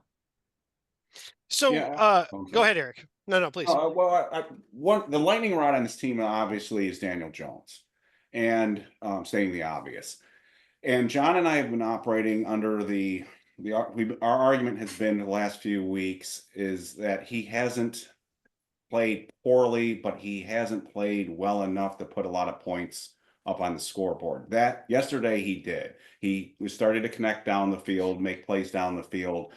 John and I both are still operating under the assumption that he still has a chance. I think John's a little more pessimistic than that, but he has a chance to stick here if he plays well the remainder of a year, which is a big if. Our assumption before yesterday was he's probably not going to be the quarterback moving forward. They're scouting quarterbacks heavily. We know they're doing that, and Daniel's just been too up and down, and he has had issues putting points on the board. If he has more games like he did yesterday, do you think he has a chance of being the quarterback here next year, or do you think he's as good as gone no matter what? Where are they drafting? Like if he has games like that, they're going to win games. And so if you're telling me they're drafting like 17th or something like that, because they went 8-9 or 9-8, then yeah, I think he has a good chance to be here next year. If he doesn't have games like that, they're going to be drafting high. If he has games like that and they lose, which I don't see happening because I think the defense is good enough if he puts 25 points on the board. Then so anyway, like I said, if he plays well enough and they lose, then he won't be the quarterback. It's going to be about where they're drafted. Because as we saw this year, teams don't want to trade out of spots where they think they can draft a quarterback. So if they're a top 5 pick and there's and Carson Beck or Cam Ward or the kid from US, Mason Miller Moss, the kid from USA is sitting there, then that kid's probably going to get drafted, and then they'll have a chance, and then they'll have to figure out if they want to keep Daniel Jones for a year as like a mentor, caddy, hand it off, or if they want some Jacoby Brissett type cheap guy to do that. I would say at this point, it's still less than 50-50 that he is the quarterback of the Giants next year. Because I don't think they're going to win enough games. They'll probably be in the 6-7 win range. And I don't think that they're particularly confident in him at that price. But again, yesterday was flashes of 2022. The difference is we know he can do that. Like, we know Daniel Jones at his best is a top 12-ish quarterback. At his worst, he's like the 30th best quarterback. And the problem is he's at his worst much more than he's at his best. He's not consistent enough. The difference between being a really good player and a journeyman starter Ryan Tannehill guy is how often you're at your best. He's not at his best enough. If he does change that here, then yeah, he'll be the quarterback next year. But I don't know why that would click for him in year 6. More than it did in the first 5 years. This isn't like a Baker Mayfield where he's been in bad situations across the league, or Geno Smith not getting opportunities. The Giants have given him plenty of opportunities. It's not a matter of opportunities. Daniel Jones has had opportunities. So if it clicks, great, but I would think it probably is going to be more of what we've seen, like good stretches, bad stretches, probably an injury somewhere in the board, something like that. Have you noticed any difference in Daboll from the start of the season till now? It seemed like there's a lot of conversation coming out yesterday that some of his fiery attitude kind of resurfaced at halftime, basically letting guys know we can't keep doing this crap, and no more woulda, coulda, shoulda kind of deals we need to do. Just curious on your thoughts on sort of the, as people like to say, there's the fat Daboll, and then the guy who lost weight and came into this year. But it just from the first game till now, have you noticed a difference in kind of where things are at with him? Yeah, I mean, I didn't travel to Seattle yesterday, so I watched the game on TV. I usually am there. Certainly looked like TV-wise, they were showing some heated Daboll. We got some heated Daboll, I think. And then what the players were saying, you got a heated Daboll at halftime. And I like that. Don't get me, look, yeah. I'm one of the, if he went in there, like Dexter Lawrence said, and let him know at halftime, like, hey, 10-10 isn't flowers and roses. We should be beating this team. We can beat this team. Good. That's the message you should deliver. Not like, hey, guys, we're right there. No, this isn't good enough. I like that message. I don't like when he's blowing up his assistant coaches like he was doing last year with Wink Martindale, or giving Thomas McGahee the death stare, or throwing iPads at Daniel Jones. There's a difference between being fiery football coach and guy nobody wants to work with or for. So I think he was that last year. He probably has been on guard for it. He's obviously, people in the organization have told him to tone it down. So he's probably been on guard for it. And I think last year, last game, heat of the moment, that's the balance you want to strike. You want to fire up your guys. You want to be authentic to yourself, right? And if he's not authentic by now, the Dexter Lawrences, the Andrew Thomases, know he's a firecracker. So just hone it in a good way. So, that in mind, you win a game on the road. We have yet to win at home. We've looked kind of pathetic at home. I don't think that's a coincidence. So what would you attribute to the difference there? What would you, I have a feeling that Daboll was, I don't want to say coaching scared, but that's kind of what I've called it. He's been very conservative on some of it's almost like we were purposely trying to make sure that Daniel couldn't make a mistake. And some of the things left us very open to, if you're not perfect, you're not going to score. Do you see a difference when he coaches at home versus on the road, or the team in general at home and on the road? Yeah, I don't know if I see a difference in Daboll, but I agree. Look, I have no sitific proof. There's no PhD in psychology behind me on this. You're going to say Jones. my guess would be that road is almost like a galvanizing us against the world kind of mentality that this team has. And home, I think, look, I'm saying this on a podcast for fans. If I was a fan, I might have booed them too. But I do think the booing in week 1, like the second series of the game, I do think that there's look, it was probably deserved. Okay. Sure. I'm not criticizing the fans in any regard, but I do think if you're asking me, I do think there's probably a way for them to breathe easier on the road than there is knowing that their fans are so on the edge of their seats with them that mistakes could go wrong. Is that affecting how Daboll coaches the game or Daniel plays the game? Certainly not that they'd admit, or maybe not that even they know, but subconsciously, maybe. I mean, look, if I knew I was going to get booed by my bosses, I would certainly be a little bit more. I'd certainly be a little bit. I'd triple check that spell. I'd triple spell check my stories instead of Right. giving them one cursory look over. You know what I mean? So like, I think there's probably less nerves on the road. Like things are supposed to go bad, so let's just wing it. Yeah, That makes I agree with that. I've said the same thing. So I think you're onto something there. I just think they play looser on the road. And as you said, it was from the very get-go in the opening game that the boos came out, and that's gotta affect them psychologically, I would think. I would think, yeah.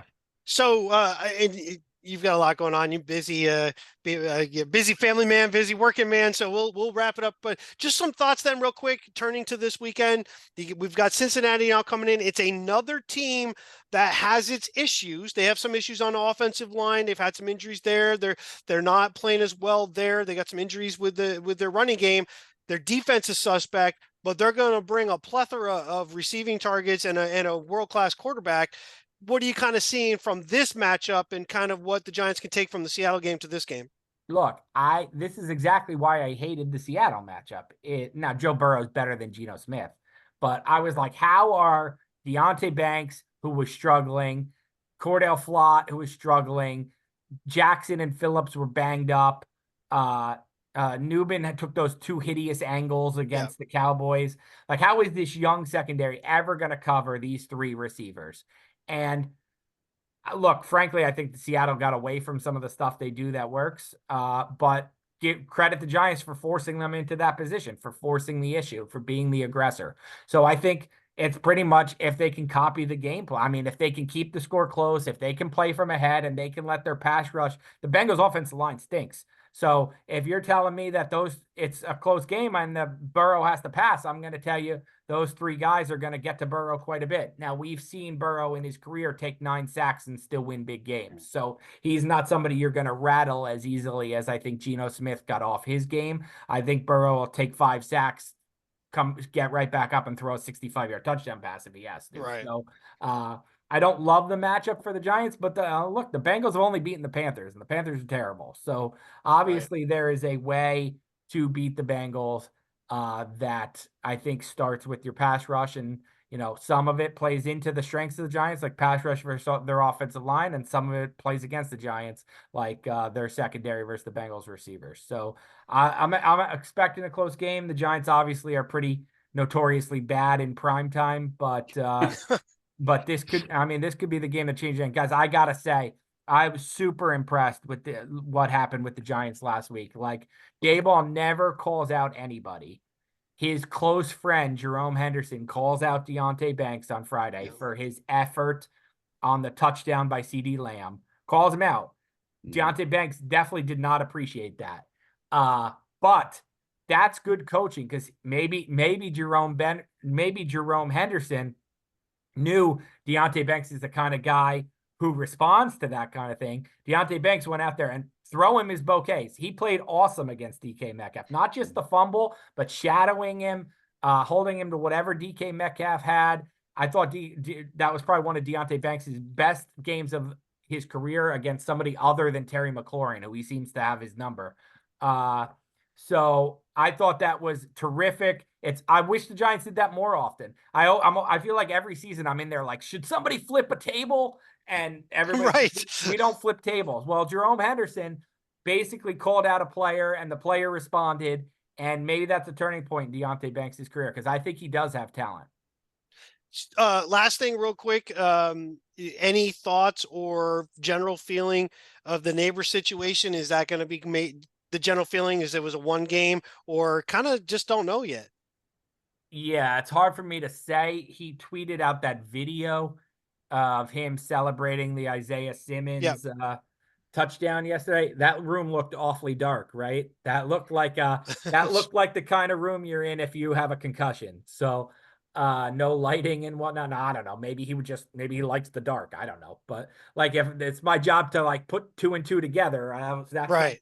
that felt like where you'd watch a room if you were still pretty much in the middle of your concussion protocol. We asked Daboll today if Neighbors would be back on the field Wednesday. He was non-committal either way. I would say he'll probably get pushed up to game time.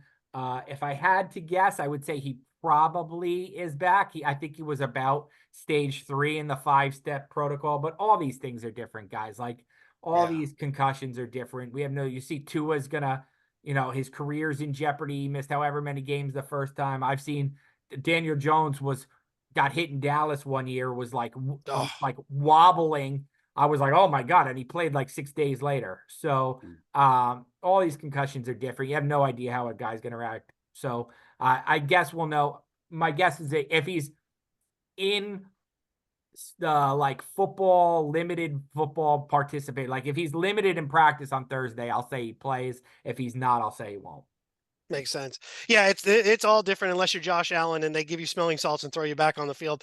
That was a bad look. Yeah, that was a that's bad a look. really bad look.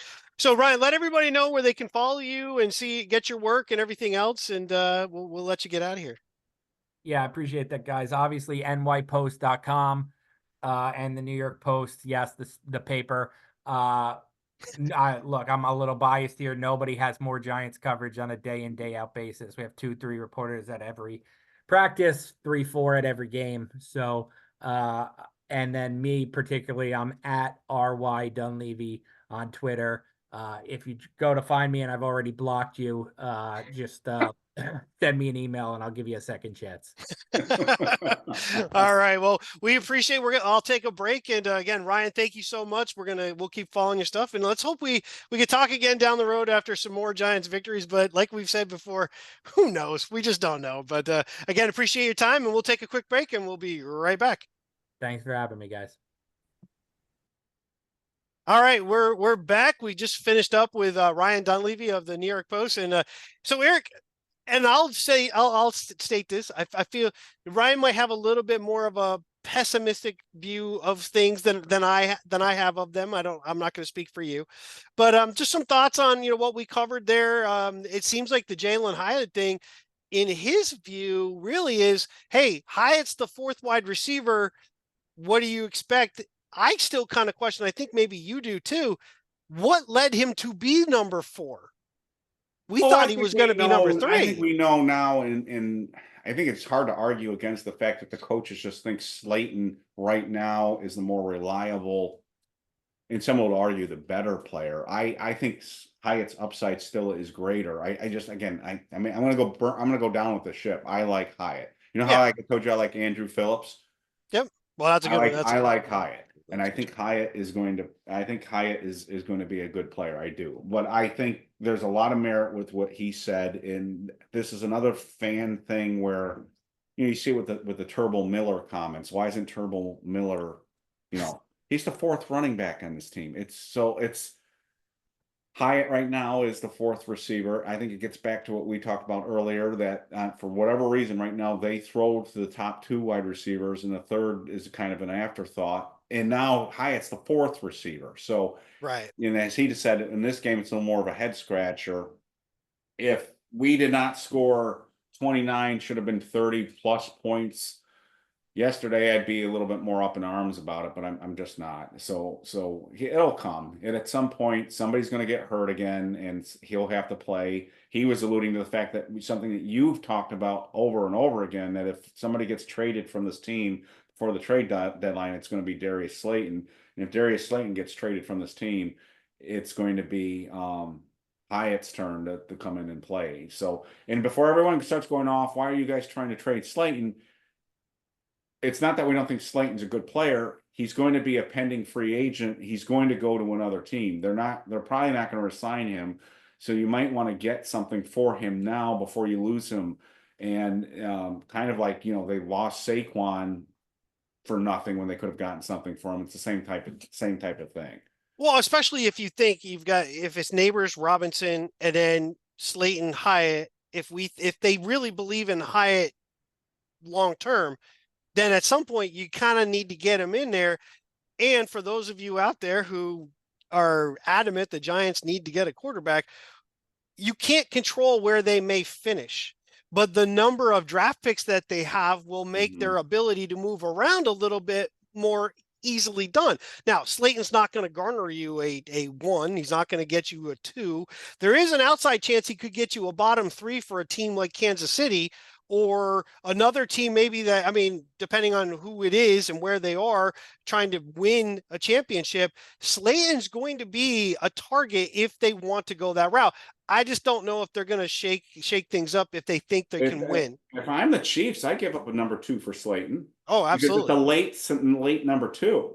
I would give up a number. Right. If I'm the Chiefs and I'm trying to get back to the Super Bowl, I would give up a number 2 pick. Not a high number 2, but they're going to be picking late in the second round. I would do that. So I will say this. I think you wanted to talk about this too.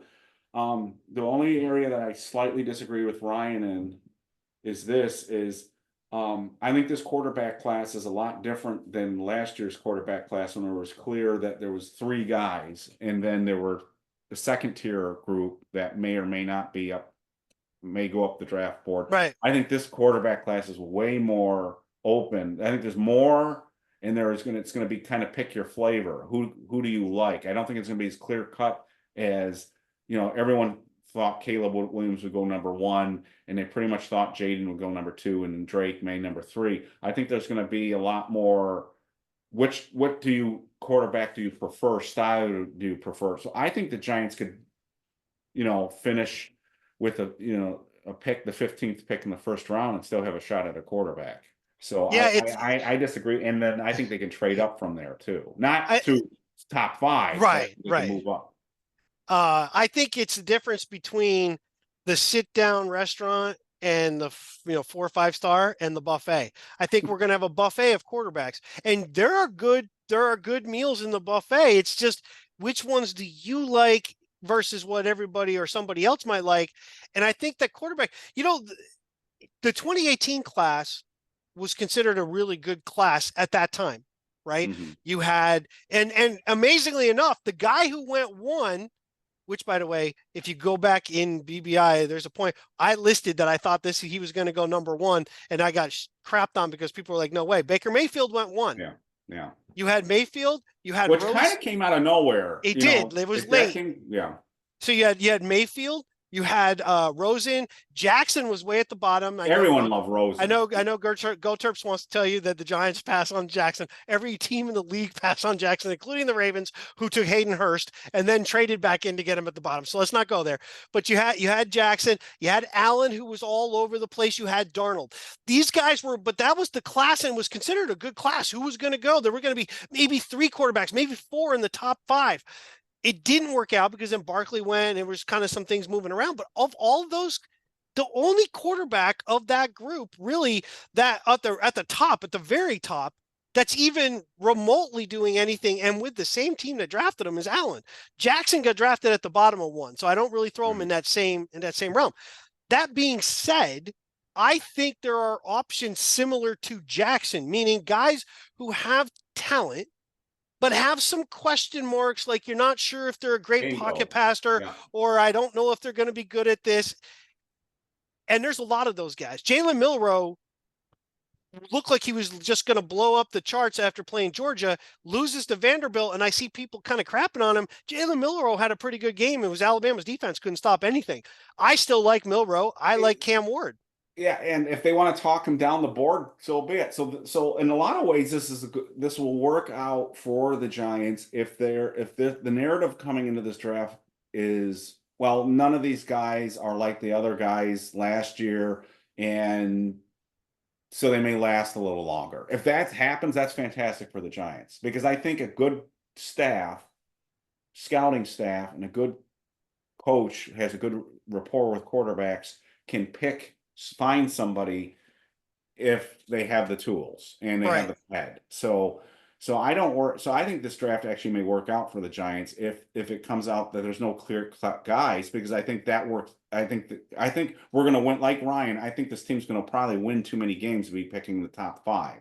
Now we may have a we keep saying this every week. We may be having a different conversation in a day or two, I mean a game or two Sure. from now. Who knows? But if their offensive line and defensive line front, when I say defensive line, I'm talking about their front. I'm talking about the linebackers too. So I just Sure. think our Yeah, defensive front seven. front Yep. and our offensive front is going to keep us in a lot of games this year.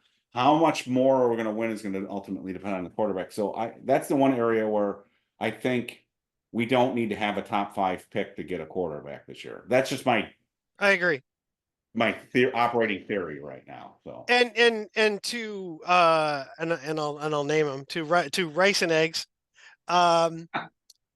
There are no such thing as meaningless wins in the first 5 weeks of the season. I don't care. You can try to sell that to me every day for the next 20 years. I'm not going to agree with you at any point in time. There's 12 games left. The Giants are 2-3. In reality, should be 3-2 and quite possibly 4-1. Do I think that they are 4-1 great? No, but guess what? I don't think a lot of teams are. I don't think Washington is. Washington is not that good. They have made a lot of mistakes. They have a very good young quarterback. My God, that guy's making plays that I did not expect him to be making. oh, he's way above, His rolls and throws are spot on deep. I mean, good for them, not great for us, but I still don't think they're a very good team. And no, not. But we should have beaten them. Entire team. He's that good. So Dallas. There's some Giants fans out there are saying, "Well, you said this about RG3, and look how that happened." That's true, but RG3 got hurt. I know, and then maybe that's what they're kind of alluding to. I don't know, but this is not a mirage to me. I mean, the longer especially this goes on, to me that's something. Well, a mirage would easily be if we went off with the way the game was with us, because most of his passes were within 8 to 9 yards. There was only one that was really decently down the field. They played a very short game and they completed a ton, and we just couldn't stop it. But even in that situation, he's not forcing anything. True. I mean, no. Absolutely. But what I'm saying is that could be considered a mirage. He did something in a way that the Giants, if they did anything right, could have stopped it, but they didn't. They just let that happen and it killed us, but they didn't get in the end zone. They had penalties and whatever, but they didn't get in the end zone. I've seen him in other games. I've seen him roll to his right. I've seen him roll to his left. He throws the ball down the field. It is spot on to a receiver in movement. They're not slowing down. They're not having to stop. It's not coming up short. It is on target where it needs to be. He's a legit quarterback. Anything else is just not being honest. Yeah. I just want to throw this out there too, because you were naming those names. Remember how many Giants fans thought for sure Rosen was going to be a stud? He was the guy. And then he kept getting go to a new team, and they kept making excuses for him. No, he just never know with the quarterbacks. That's the thing. So they found, and I mean those guys, right? They've bounced around. I mean, Darnold's on team number 4. Mayfield's on 4 or 5. In fact, it's funny that Darnold and Mayfield both ended up going through Carolina on their way through to other places. Yeah, it's so strange. The one thing with the NFL now is how quickly teams will give up on, except the Giants will give up on quarterback. One last thing too on the rice and eggs thing. This is bigger than Daniel Jones too. So it really ultimately depends whether you really want to go through another regime change. So every time, and I've been making this point for the past decade, every time you change a GM and or a head coach, you reset the clock on the rebuild. You don't get credit for what you've done up to that point, because a new GM and a new coach are going to bring in their own players and get rid of other players, and you'll have this massive roster turnover, and everything starts from zero again. And I still don't think many fans grasp that. So if you blow it up, and maybe you have to, but if you blow it up, you're going back to zero again. You're going back to the start line.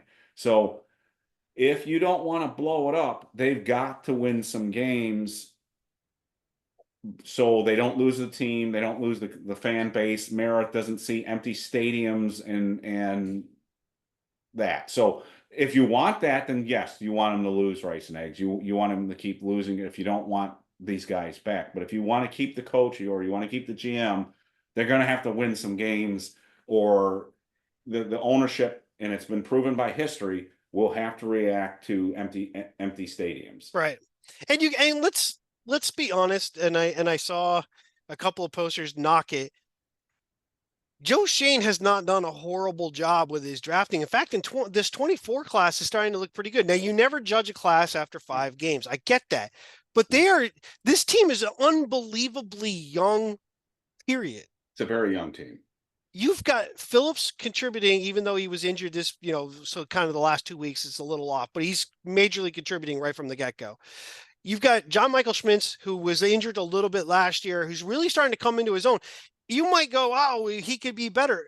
Okay, great. He might not be all pro, but he's the best center prospect we've had in a very long time. And he's anchoring the line. He's the guy in the middle. You got to give him a little bit of credit for that. And you're getting contributions from late round draft picks like Micah McFadden and stuff like that. So It's not just the big miss everyone's going to point to is Evan Neal. And again, everybody and their mother wanted Evan Neal when he was on the clock with the Giants. So does that excuse the Giants? No, but again, this wasn't Thomas Lewis or weird, it wasn't even Eric Flowers. It was, this was a consensus top 5 guy. Some people had him as the number 1 rated player in the draft at one point. So that's just a weird one. So again, we'll have to see. It's too early, but it's a very young team, and I don't think his drafting has been bad at all. So, but we'll have to see. We'll have to see on the Brian Burns thing. The Brian Burns thing is starting to pay off a little bit, but you expected more out of him. But he is starting to make more impact. And the thing is, you can tell teams are. We heard from Connor Hughes that the Jets thought the world of him, and the way other teams are scheming the Giants, you can tell that they're kind of afraid of him. So he's not racking up the sacks at this point, but I think it's going to be one of those things that when they start coming, they're going to really come. Come in bunches. And to be honest too, we've played some teams that have, I think, played somewhat conservatively, knowing that our offense is somewhat limited. Mm-hmm. So Washington played a quick, short game. They never gave our outside guys a real big chance to get in. Cleveland's different because Cleveland's just bad. They're just bad. They have a bad offensive line, and we got after them instantly. And like Ryan, it was a great point. We were ahead. We were physically ahead in this game with Seattle. The touchdown that they had was our mistake, a fumble in the end zone that they returned for a touchdown. Their offense was doing nothing. Right. So it allowed our defense to go. Now, one thing Ryan pointed out that he kept saying Seattle didn't really do what he thought, but he was talking from the passing game. I'm surprised they didn't try to run more to try to counteract the fact that we're going to do exactly like I said Dallas did to us. Dallas fortifying a weakness. They knew their run game defense was bad. They went excessively heavy to try to stop the run, and it worked. They didn't rush as openly as they could have. They played more of a run stopping game and keeping Jones from running any of the outside runs that he was doing, and that kept our offense somewhat limited on the run side. Seattle, on the other hand, didn't spread it out and attack us. So you would think they would go run, which would draw us in and then open things up even more. They didn't. They didn't really try to run, and our defensive line dominated their offensive line. And I would think, we'll talk about this later in the week. The one thing, the other area that I'm not 100, what am I trying to say here? I don't think I'm 100% on board with what he said. Is I think there are some matchup problems for Cincinnati against us. I think we've got a better chance against Cincinnati than maybe he thinks. So again, Joe Burrow is amazing, and he can embarrass this team. But if I was Cincinnati, I wouldn't be particularly confident in this. They got problems on defense, and their offensive line does not match up well against our defensive front. So we'll talk about that more, I'm sure, when we get to it. But we'll catch that on Wednesday. They have a legitimate shot at getting to 3-3. Absolutely. I'll save that for Wednesday, but can they win on national television in prime time? That they have to get over that hump. It'll be interesting. Here's the thing, right? And we'll talk about it on Wednesday. we knocked off one thing on the list of can they do things. We went into a hostile environment and into a situation, which, by the way, every pundit that I saw picked Seattle. Oh, You and sure. Yeah. you and I picked Seattle, which I almost never. Why wouldn't you pick Seattle? I almost never Oh. go against the Giants. It's just even when I know Yeah. they're going to lose, I don't pick against them. Yeah. And I did. Now I'm feeling like I might have to do it again just to be sure. But I don't really play that way, but we'll see. So that's one, right? We knocked that one off. If you knock off a second mental hurdle, which is a primetime home game, so that's kind of two. That's two hurdles. And if you do it in a way that you kind of own the game, like you controlled it from beginning to end, the narrative on this season could suddenly be changing quickly. Getting ahead of ourselves, but I'm just saying those kind of things, the difference between 6 wins and 10 to 11 wins is not that much. A lot of it is mental. And this team is, I think, mentally has always had that issue. 22, we got away from it, but then we had that back end was not so good. The back half of the season, we struggled. We got by. We beat up Washington, and then we beat the Colts handily, and that really, cemented the good start. This might be the opposite if they can start to kind of gel because the talent is there. Well, they have to start winning division games, though, too. And I'll end up my comments on this. So, Sure. For whatever reason, we've got this thing with Dallas all of a sudden that we just can't beat them. The Eagles, mostly it's been like that, but we're starting like last year we split. Now Washington, which used to be a shoe-in for us, now that's not a sure bet anymore. So Daboll might sink or swim on his ability. He's got to start winning some division games here. So we're down 2 already. So we've got to start winning some division games to keep this thing going at some point. These non-division contests are great, but it's the division games that are going to decide it. So I know Cy will have his write-up on the game. That'll be up on BBI, bigblueinteractive.com, soon. Your player of the game, and then you said it was hard to find a dud. I'll give you the opportunity. Oh my God, there's so many good players that you could pick from. You could go from Tracy to Jones to Lawrence. Oh my goodness, how do you pick? Again,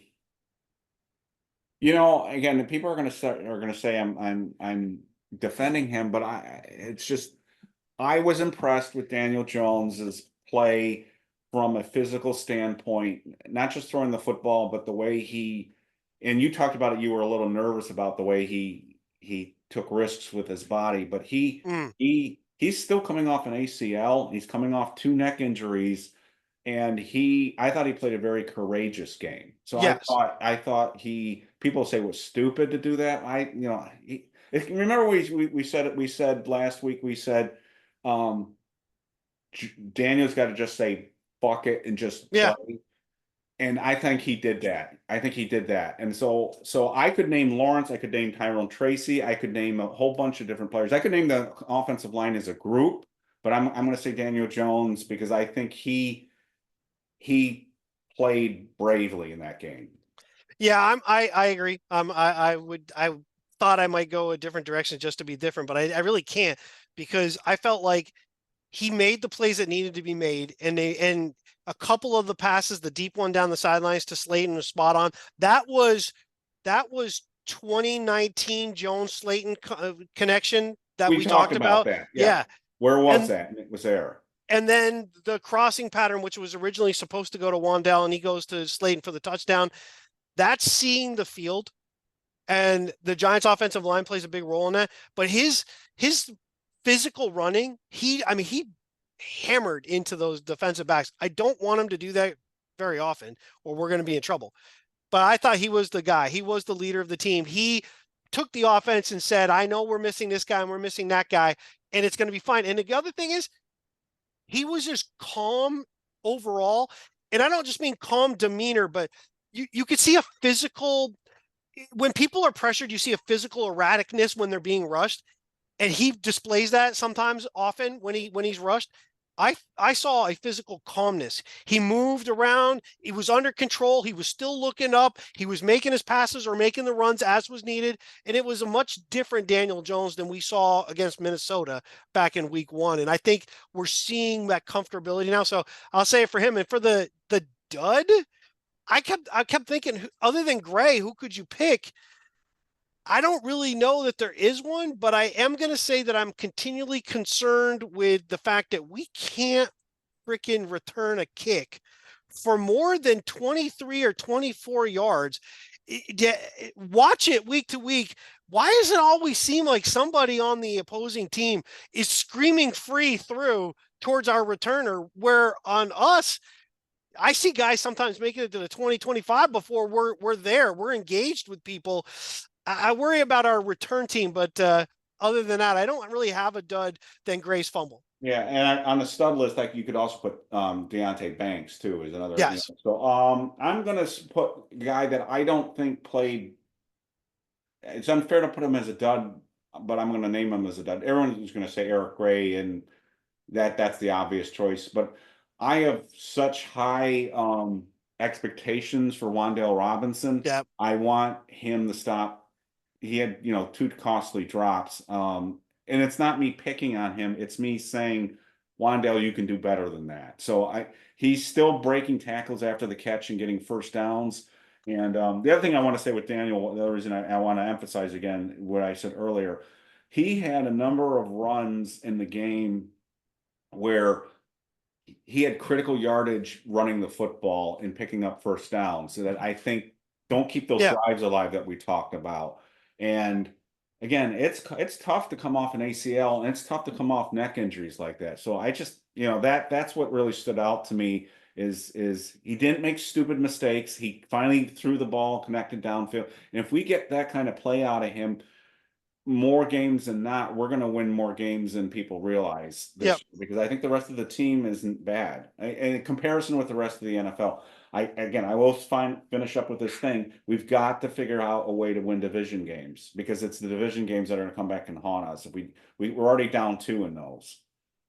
The good thing is, the league is coming backwards. I don't think Philadelphia is that good, and they're on the horizon. So we'll be talking about them in the very near future. We've got another game with Washington down the road, and we got the game on Thanksgiving with Dallas. It's doable, but one game at a time. So we'll end that here. We do have on Wednesday. We will preview the game on Sunday night. We might split those into 2 different videos, and I'll move the preview to later, because we do have Wednesday night. We have former New York Giant Perry Williams will be coming on. So we'll be talking more 80s Giants and stuff like that. And we'll cover what's going on. But I appreciate everybody. Comment, follow if you can, whatever. We appreciate it. And Eric, we'll sign off for now, and then we'll be back on Wednesday. Great job. All right, folks. Thanks, and have a great night, and keep watching.